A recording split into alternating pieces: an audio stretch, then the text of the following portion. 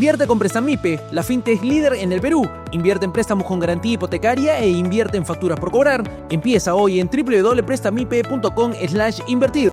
Y tenemos un invitado especial que nos atiende y ya no nos contará desde dónde, que es un cardenal peruano, un cardenal que no votó en el cónclave, puesto que ya pasó la edad de retiro de los 80 años, pero que ha estado en Roma y conoce muy bien, por supuesto, a Robert Prevost y habrá compartido no solo la sorpresa, sino la algarabía de ver elegido a Robert Prevost. Cardenal Pedro Barreto, muchas gracias por acompañarnos. Muy buenos días, Fernando, César. Es una alegría que a través de RPP podamos en primer lugar saludar a todas las madres peruanas. El Papa León XIV ya ha saludado a todas las madres en el mundo, porque él ciertamente es peruano. Peruano por no solamente sino también porque ha trabajado cerca de 40 años en nuestra patria, el Perú. Él se reconoce que la Iglesia en el Perú, en todas las órdenes de cosas, ha ayudado muchísimo a su formación y que ahora Dios nos regala a tenerlo como pastor de la Iglesia Católica, que ciertamente va a dar mucho, porque lo conozco, sé que es un agustino muy probado por las dificultades, sufrimientos. Él conoce como muy buen agustino a toda la realidad de los años que estuvo como superior general y 10 años que estuvo también con nosotros como obispo de Chiclayo. Esto es un motivo de mucha alegría, Fernando y César. Claro que sí, cardenal, no se imagina la algarabía, el gozo que muchos hemos sentido el día que se conocía al nuevo Papa. Ahora, cardenal, usted ha estado en Roma. En las reuniones previas ya se hablaba, sonaba fuerte el nombre del entonces cardenal Prevost, ¿o fue un nombre que sorprendió al momento de la elección? No, ya tenía su fama, podríamos decir, de ser una persona muy cercana al Papa Francisco. En realidad, el Papa Francisco, cuando el cardenal Prevost termina su mandato como superior general, lo nombra como administrador apostólico de la diócesis de Chiclayo y después ya es obispo de Chiclayo. Y 8 años estuvo ahí en Chiclayo y 2 años atrás, en el 2023, en enero, el Papa Francisco lo nombra para un cargo muy importante. Yo diría que es como su mano derecha, al nombrarlo prefecto del dicasterio para obispos. ¿Qué significa eso? Es como un ministerio para los nombramientos de obispos de todo el mundo. Entonces, él ha tenido este privilegio, esta gracia de acompañar durante 2 años y un poquito más al Papa Francisco en los nombramientos de los obispos, que es un proceso largo, es un discernimiento, etcétera, y que todas las semanas, durante 2, 3 horas, él tenía diálogos con el Papa Francisco. Yo diría que es el cardenal que más tiempo ha tenido para dialogar con él, y esto es un privilegio para todos nosotros.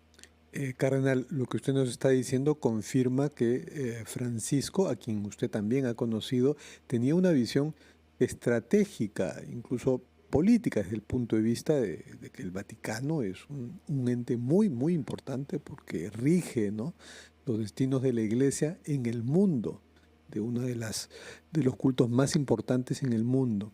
Y esto es absolutamente legítimo y necesario. Entonces, el hecho de que Francisco nombrara a entonces Prevost como obispo de Chiclayo, tal vez tuvo una visión estratégica de que yo le veo cualidades y quiero forjarlo y que esa forja sea en un país donde el catolicismo es muy importante como el Perú? ¿Usted ve como una suerte de plan de formar un cuadro que eventualmente podría ser parte de su sucesión? Sí, Fernando, muy acertado tu comentario, porque el Papa Francisco no podía decir quién le suceda, pero al nombrarlo a él como prefecto del dicasterio para obispos y tener una cercanía muy grande, una sintonía muy fuerte, una confianza, yo diría ciega, porque también hay que reconocer que en los medios digitales había críticas muy fuertes hasta 15 días atrás, ¿no? Contra el Papa León XIV, porque falsamente, y hay que decirlo con claridad, gente con maldad quería ensuciar esta buena imagen de un religioso agustino, de un obispo peruano, podríamos decir así, porque yo he compartido con él la vicepresidencia de la Conferencia Episcopal Peruana. Entonces, yo diría que el Papa Francisco le echó el ojo, como decimos, para que el Espíritu Santo iluminara a los cardenales y lo eligieran abrumadoramente, porque eran 133 cardenales electores y yo diría que para llegar a ser elegido tenía que llegar a 89 votos, pero él ha pasado y sobrepasado. Nunca sabremos exactamente qué cantidad, pero yo calculo que habrá salido por 100 o más votos y eso le da un respaldo a él también y estamos dando un signo Claro. de cohesión, de unidad en un mundo tan fragmentado, tan herido y sus primeras palabras, la paz con ustedes, eso indica lo que él quiere realizar como eh, pastor de la Iglesia Universal. Así es, cardenal. Cardenal, le pedimos que nos espere un momento, tenemos que cumplir con nuestros anunciantes, pero queremos seguir conversando con usted sobre los retos que también va a tener que enfrentar el Papa León XIV. 8:18. 8 de la mañana con 22 minutos, acaba de cambiar la hora en el reloj, estamos en ampliación de noticias desde la ciudad de Lima, está Fernando Vivas en la cabina principal y quien les habla César Espinosa desde la ciudad blanca de Arequipa. Y estamos conversando con Cardenal Pedro Barreto, arzobispo emérito de Huancayo, hablando acerca de la designación de León XIV como el nuevo Papa de nuestra Iglesia Católica. Cardenal, se habla mucho de los retos que va a tener que enfrentar el Papa León XIV, pero quisiera que nos recuerde justamente también cuál es el legado que debe continuar que ha dejado el Papa Francisco para que el Papa León XIV tome justamente la posta. ¿Cuál es ese legado del que tanto se habla? Bueno, en realidad podemos decir que ya se delineó en las 12 sesiones previas al cónclave, donde yo participé en 6 de las 12. Podíamos ver ya y atisbar cuál es el meollo, podríamos decir así, que identifique al próximo sucesor del Papa Francisco. Y decíamos, creo que se ha sido público esta conciencia, que era una necesidad urgente, así podríamos decir que es realmente lo que más nos ha llamado la atención de la continuidad del proceso que ha iniciado de renovación de la Iglesia. Esto me parece muy importante, pero además se detallaban, y esto vuelvo a repetir, es público porque la Santa Sede lo ha comunicado a través de un boletín, cuáles son los desafíos que tiene el próximo Papa. Y los desafíos eran muy claros. Primero, la lucha frontal contra los abusos. No está terminado. Y nosotros en el Perú lamentamos mucho por las víctimas que ha habido por los abusos en la Iglesia del Perú. No de toda la Iglesia, sino de sectores muy claros que debemos nosotros reconocer la valentía del Papa Francisco y también el apoyo muy necesario del ahora Papa León XIV, porque él era el presidente de la Comisión de Abusos en la Conferencia Episcopal Peruana. Entonces, lógicamente, si nosotros hemos dado un paso, ese es el primer desafío. Un segundo desafío es la transparencia económica y la rendición de cuentas. El tercer desafío, la reorganización de la curia romana. El Papa Francisco hizo un avance muy, muy grande y el Papa León XIV no es de la curia, aunque estuvo los 2 últimos años ahí, y va a llevar a cabo la continuidad de este desafío. Otro desafío fundamental, y ya lo está diciendo, es la construcción de la paz. Hoy día mismo y ayer también insistió en que el mundo no puede seguir en la guerra.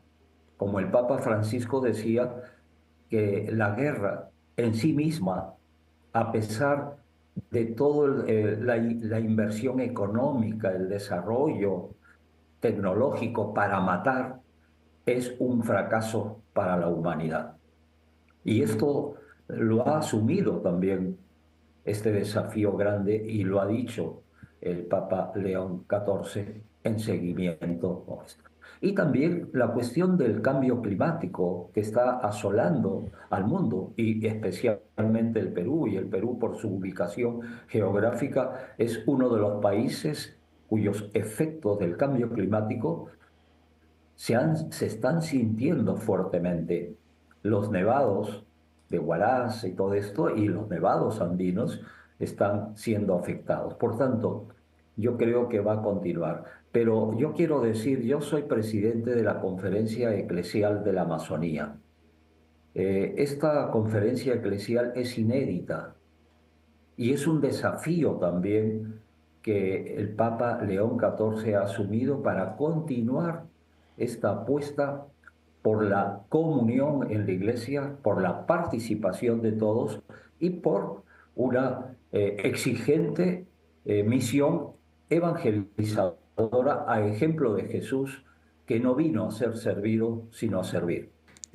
Gracias por el resumen que nos ha hecho Cardenal Barreto de los principales lineamientos que ya le ha planteado el colegio cardenalicio al Papa, que él, por supuesto, podrá cumplirlos con mucha discrecionalidad. Y sobre eso quiero preguntarle.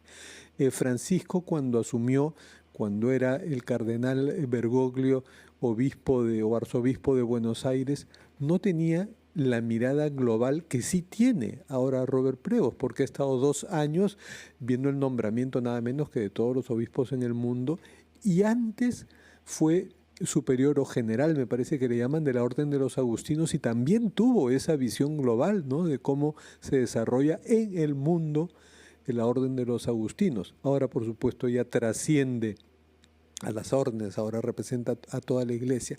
Entonces, con esa experiencia, esa mirada global que ya tiene Prevost, con la menor edad, esa lozanía de 69 años también es importante. Ya Francisco no podía hacer todo lo que quería.